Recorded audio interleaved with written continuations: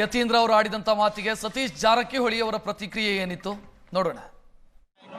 ಅದು ಪಕ್ಷ ನಿರ್ಧಾರ ಮಾಡಬೇಕು. ನಾವು ಯಾರು ಅವರ ತಮ್ಮ ವ್ಯಕ್ತಿಗತ ಅಭಿಪ್ರಾಯವನ್ನು ಹೇಳಿದ್ದಾರೆ. ಆದರೆ ಅಂತಿಮವಾಗಿ ಪಕ್ಷ ಶಾಸಕರು ತೀರ್ಮಾನ ಮಾಡಬೇಕು. ಅದನ್ನು ಭಾಳ ದಿನಗಳಿದೆ, ಕಾದು ನೋಡೋಣ. ಈ ಸದ್ಯಕ್ಕೆ ಹೇಳಕ್ಕಾಗಲ್ಲ. ಪಕ್ಷ ತೀರ್ಮಾನ ಮಾಡಬೇಕು ಯಾರು ನಾಯಕರಂತ. ಎಲ್ಲರನ್ನ ಜೊತೆಗೂಡಿ ಹೋಗುವಂಥ ಪ್ರಯತ್ನ ಮಾಡ್ತೀವಿ. ಅಂತಿಮವಾಗಿ ಪಕ್ಷ ಅಲ್ಲ, ಹಿಂದನಾಗ್ತಾ ಇದ್ದೇ ಅದರ ಪ್ರಶ್ನೆ ಅಲ್ಲ. ಮುಂಚೆದಿದೆ, ಇವತ್ತಿರ್ತದೆ, ನಾಳೆ ಕೂಡ ಅದು ಇದ್ದೇ ಇರ್ತದೆ. ಅದಿಲ್ಲದೆ ರಾಜಕಾರಣ ಮಾಡ್ಲಿಕ್ಕೆ ಆಗೋಲ್ಲ. ಆದ್ರೆ ಈಗೆಲ್ಲನೂ ಇವತ್ತೇ ಜೋಡಿಸ್ಲಿಕ್ಕೆ ಆಗೋಲ್ಲ, ಕಾಯಬೇಕಷ್ಟೇ.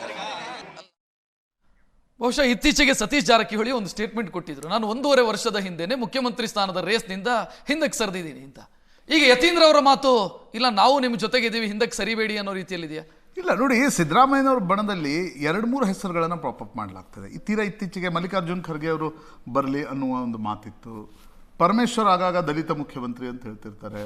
ಸತೀಶ್ ಜಾರಕಿಹೊಳಿ ಹೆಸರನ್ನು ಯತೀಂದ್ರ ಪಾಪಪ್ ಮಾಡ್ತಿದ್ದಾರೆ. ಒಟ್ಟು DK ಶಿವಕುಮಾರ್ ಬೇಡ ಅನ್ನೋದು ಅದರ ಅರ್ಥ. ಆ ಕಾರಣ ಈಗ ಹೈಕಮಾಂಡ್ ಭರವಸೆ ಕೊಟ್ಟಿದ್ದು ಯಾರಿಗೆ? DK ಶಿವಕುಮಾರ್. ಸಿದ್ದರಾಮಯ್ಯನವರನ್ನು ಕೆಳಗಿಳಿಸುವ ಒಂದು ನಿರ್ಣಯವನ್ನು ಹೈಕಮಾಂಡ್ ಏನಾದರೂ ತೆಗೆದುಕೊಂಡ್ರೆ ಮೊದಲ ಪ್ರಾಶಸ್ತ್ಯ ಬರ್ತಕ್ಕಂಥದ್ದು DK ಶಿವಕುಮಾರ್ಗೆ. ಅದನ್ನು ಡೈಲ್ಯೂಟ್ ಮಾಡುವುದಕ್ಕೋಸ್ಕರ ನಿಮ್ಗೆ ಹಿಂದೆ ನೆನಪುಂಟಾ, ಉಪಮುಖ್ಯಮಂತ್ರಿ DK ಶಿವಕುಮಾರ್ ಇದ್ದಾಗ ಇನ್ನೊಂದು 3 ಉಪಮುಖ್ಯಮಂತ್ರಿ ಮಾಡಿ, that is to dilute him. So ಇದು ನಾನು ಅದಕ್ಕೆ ಹೇಳಿದೆ, this is a mind game. Not necessarily ಇವರೇ ಮುಖ್ಯಮಂತ್ರಿ ಇವರು. ನೋಡಿ, ಕೊನೆಗೆ ಎಲ್ಲಿಗೆ ಬರುತ್ತೆ ಹಂಗೇನಾದರೂ ಆದರೆ ಸಿದ್ದರಾಮಯ್ಯನವರೇ ಮುಂದುವರಿಲಿ ಅನ್ನೋ ಪ್ರಶ್ನೆ ನಿಶ್ಚಿತವಾಗಿ ಬರುತ್ತೆ. ಆ ಕಾರಣದಿಂದ ಈ ಆಟಗಳು ನಡೆದಿವೆ ಅಂತ ಅನ್ಸುತ್ತೆ. ಒಂದು ಮುನ್ಸೂಚನೆ ಸಿಗ್ತಾ ಇದೆ, ಮುನ್ನುಡಿ ಬರದಂಗೆ ಕಾಣಿಸ್ತಾ ಇದೆ, ಮುಂದಕ್ಕೆ ಏನಾಗುತ್ತೆ ಅನ್ನೋದು.